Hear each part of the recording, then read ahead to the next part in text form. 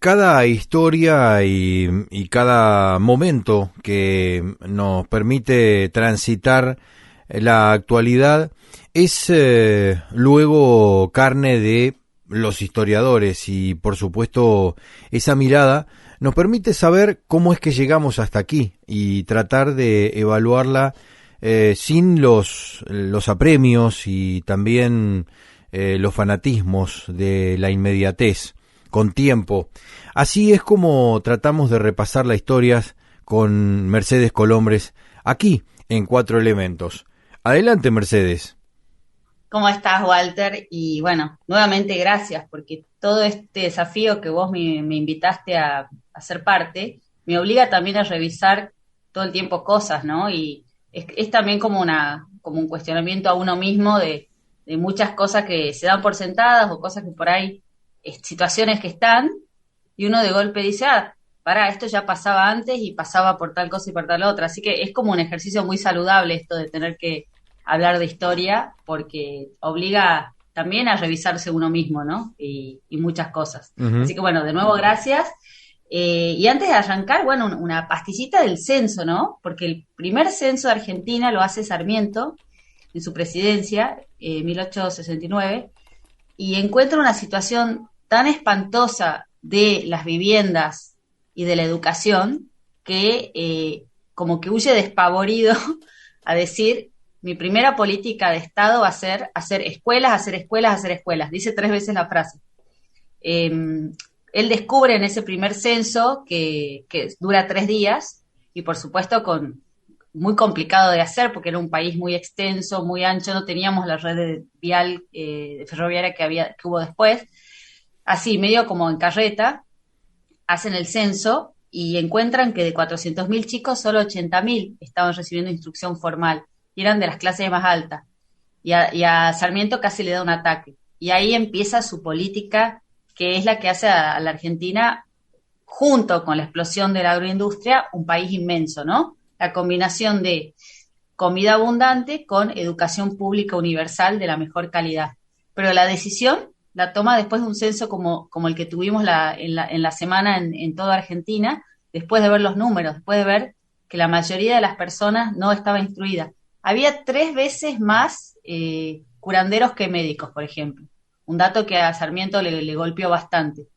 Y ahí él se decidió a que su política principal iba a ser darle una educación que una a toda esta población que era muy variopinta, que eleve el nivel de estos chicos para que sean ciudadanos y que, bueno, a futuro eso obviamente redunde en mucha prosperidad, porque Argentina ya era próspero y ya había plata, pero si la gente era analfabeta, no iba a funcionar obviamente el modelo, ¿no? Entonces, esa gran política que tiene Sarmiento de la educación para todos, sin distinción, con las mejores maestras que trae de Estados Unidos, bueno, nace con un censo. Cuando él ve el resultado del censo y ve que solamente 80.000 chicos de 400.000 recibían educación. Y ahí empieza la revolución argentina, la que hace Argentina grande. Entonces, bueno, uno piensa o desea que con el censo que se hizo esta semana, por ahí demos un paso así, un paso como el de Sarmiento. Y ahora sí, siendo a otra gente revolucionaria como Domingo Sarmiento, encontré en un volumen que me acercaron, que se llama La Generación del Centenario, publicado por el Centro Cultural de la Fundación Miguel Lillo de Tucumán. Miguel Lillo es el gran fundador del naturalismo argentino, el primer sabio que se dedicó a clasificar las plantas y los animales del país. Esa clasificación se usa hasta hoy y lo hizo en Tucumán, encerrado en su casa, ¿no? Sin ningún tipo de tecnología. Solamente recibía aportes y dibujos y, digamos, pequeños gajos de plantas de otros lugares, de otros sabios, recopiló todo y con eso, digamos, hizo la primera clasificación de la biología argentina, ¿no? Es como el Darwin de Argentina, Miguel Lillo. Anterior incluso a Ángel Gallardo, que es acá digamos, en la Pampa Húmeda, el más conocido es Ángel Gallardo o Guillermo Humboldt. Bueno, Miguel Lillo es anterior. Bueno, la gente del Lillo publica unas cosas históricas espectaculares, repasando todas las grandes innovaciones en la historia argentina, y publican un artículo de Lucrecia Johansson que habla del primer periódico íntegramente producido por mujeres a escondidas lo escribían y lo editaban a escondidas, con la imprenta del gobierno, pero todo era como ilegal. En un momento que la mujer no podía votar, no se podía casar sin permiso de los padres hasta cierta edad, no podía comprar ni vender propiedades, obviamente no obtenía ningún derecho político, ni siquiera podía ser candidata, nada. O sea, la mujer estaba en la casa y para todo, digamos, dependía de su papá o de su marido, salvo que fuera viuda. Solamente las viudas estaban empoderadas en esa época. Bueno, este grupo de mujeres, obviamente con su propia plata de su bolsillo y seguramente complicidad de sus parientes varones, hicieron un periódico en la época que desafió al periódico oficialista que se llamaba El Nacional, que editaba Pepe Pose. Pepe Pose era un periodista muy mal llevado, muy mal carácter, que era amigo de Roca, y era como el representante de Roca en Tucumán. Y bueno, estas mujeres deciden que iban a desafiar a don Pepe, que era como que te diga hoy, no sé, digamos, un José Claudio Escribano del periodismo tucumano, muy famoso, con mucha autoridad, pero bueno, además con mal carácter, que no es el caso de Claudio Escribano. Pepe Pose era un endemoniado, ¿no? De muy mal carácter, pero muy inteligente. Estas mujeres en 1870, que te repito, no tenían ningún derecho a la mujer, para todo tenía que pasar por el marido. Hacen este periódico, no sé cómo, se sabe no cómo, y lo imprimen en la imprenta oficial, pero no declaran quién lo hace, quién es el editor responsable, nada. Era todo anónimo. Y hacen un diario, digamos, de 6 columnas, sábanas, como si fuera La Nación, que le empieza a competir al diario oficialista que era El Nacional. Y cuando salen, Pepe Pose, que era bastante mal llevado, bastante mala onda, les hace una cuartilla, digamos, una pequeña esquela en la tapa diciendo, qué maravilla este nuevo periódico de las mujeres ligeras y juguetonas, como son todas las damas que corren por el jardín, y ojalá que sean felices y las abejas se reúnan, pero ojo, y esto lo digo textual, que no se acerque al fuego de la política si no quiere que se chamusquen en llamas las alas doradas de la mariposa. La mariposa era el nombre del periódico, ¿no? Entonces Pepe Pose las torea y les dice, escriban de costura y escriban de vestido, pero no se metan en política.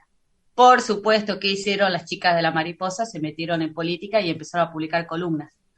Y le contestaron a don Pepe Pose, en la tapa del diario, la mariposa da 4 aleteos de puro gusto por el saludo que nos dirige el viejo Pepe Pose, alentándonos por el porvenir. Bueno, es como se los ríen en la cara, ¿no? Pero bueno, ellas empiezan a hacer periodismo de política, cuando no había diarios hechos por mujeres y además la sección mujer en algunos medios era, hasta hace poco, como eran los diarios hasta hace 10 años, era moda, belleza y cremas, ¿no? Eso era todo. Yo tengo revistas que eran de mi abuela, que mi abuela es de mucho tiempo después, y la sección mujer era literal, no tiene nada de malo, pero digo, la mujer no se la consideraba un sujeto político. El gobierno les publicaba el diario no porque eran tolerantes, sino porque les parecía que eran un montón de ricachonas aburridas, que eran inofensivas. No así Pepe Pose, ¿no? Pero este estudio buenísimo de Lucrecia Johansson cuenta, digamos, algunos logros que ellas consiguen desde este lugar re modesto, digamos, y que era como muy boca a boca. Pero bueno, digamos, al final los grandes logros de Argentina empiezan así, ¿no? De a poquito. Primero ellas empiezan a plantear que la mujer no tenía que defender las mismas ideas políticas del marido. Una cosa muy atrevida, ¿no? Ella dice que la mujer tiene la misma inteligencia y la misma voluntad, ¿no? Que en esa época era algo revolucionario. Las mujeres votaban lo que le decían los varones. Como segundo logro que destaca Lucrecia, que la verdad que es una investigadora impecable, dice, ella, digamos, empieza a diferenciarse como de la cosa esta machista, qué sé yo, sin ser querer matar al hombre, ¿no? Pero plantean una sociedad donde hay un rol más repartido y una responsabilidad más repartida de hombres y mujeres, ¿no?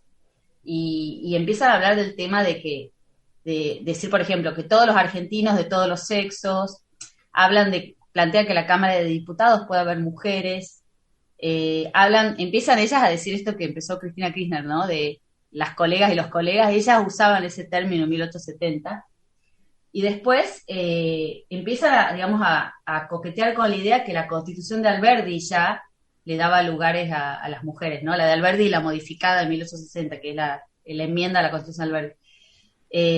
Y sugieren que las mujeres pueden escribir, que pueden votar, que pueden hacer política, y en esos editoriales muy provocativos, pero con elegancia lo van deslizando de a poquito, empiezan como a dar con la gota la piedra, ¿no? Uh-huh. Hoy parece una tontera, porque hoy en Twitter uno dice lo que quiere, pero en esa época era de un atrevimiento tremendo y el hecho de sugerir la participación política ya era bastante revolucionario, ¿no? Y bueno, destaca finalmente esta autora que es de izquierda, ¿no? La verdad que yo no soy de izquierda, por si no se habían dado cuenta, pero me parece muy valioso el trabajo. Ellas, dice, o sea, son muy hábiles en usar, primero en usar la imprenta oficial pagando, obviamente, pero digamos, la máquina de imprenta no la tenía cualquiera, y se hacen pasar como un montón de señoras gordas aburridas que hacían jardinería y consiguen imprimir el diario. Consiguen que el gobierno no se dé cuenta que era un diario revolucionario y después al final, para ser independientes, terminan financiando ellas el diario de su bolsillo, del bolsillo de los maridos o de los padres, pero digo, al final termina involucrado un montón de gente en esta gesta que va a derramar en Tucumán y en el NOA un montón de cosas y probablemente haya generado efecto contagio porque no había, por ejemplo, en el norte escuelas para mujeres, las mujeres se educaban en la casa. Entonces, todo ese analfabetismo que Sarmiento encuentra en el censo del que hablé primero, eh, habla, digamos, o sea, mapea a los hombres, pero esos 80.000 que sí podían ir a la escuela eran varones. A las mujeres ni siquiera, digamos, se pensaba que hubiera en las provincias del norte, que eran más atrasadas, colegios para mujeres. El propio gobierno tiene que armar un colegio con la sociedad de beneficencia el mismo año que sale la mariposa, porque no había un lugar y obviamente si te educabas en tu casa dependías de que tu mamá no trabaje de lavandera ni de mucama, entonces solamente las señoras con plata.